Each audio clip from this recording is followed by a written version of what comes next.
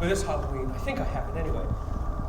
And it just reminds me of my childhood. And I'm just going to do it for you.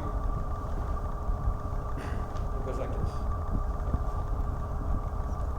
We were brown and tall, Jew and small, freckled, fat, buck-toothed, flat, black and broken, short and Christian, with teeth and hair in every direction. We were 20 different ways on how to pitch or catch a ball. But the day before November was the best day of the fall. Now, little Mikey Lundy had a dad who beat him daily for nothing anyone could ever put their finger on. As if he needed reason, it was always open season on Mikey when he came home late to all the whiskey gone. Now, little Mike was especially keen to be the Hulk at Halloween because he could wear a suit of green and hide the cuts and bruises. Hell, for one night, we could all just be just who we wanted to be most. Robber, princess, vampire, ghost, whatever our muses chooses. Because we were brown and tall, Jew and small, freckled, fat, buck-toothed, flat, black and broken, short and Christian, with teeth and hair in every direction.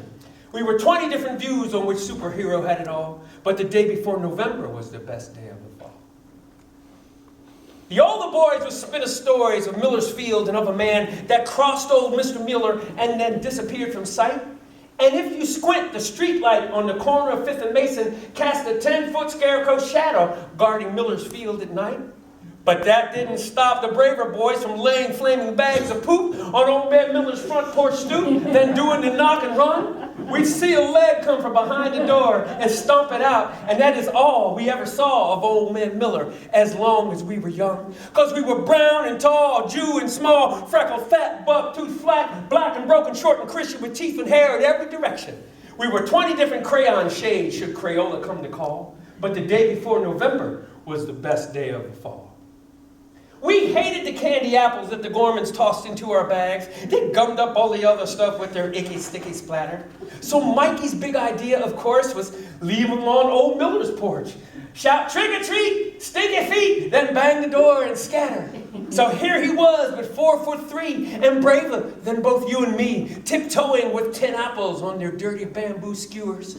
He rapped that door and how he flew, the fastest 4-foot Hulk we knew, abandoning those treats of goo and all murderous pursuers. Because we were brown and tall, Jew and small, freckled, fat, buck-toothed, flat, black and broken, short and Christian, with teeth and hair in every direction. We were 20 ways to slap the side of pinballs at the mall, but the day before November was the best day of the fall.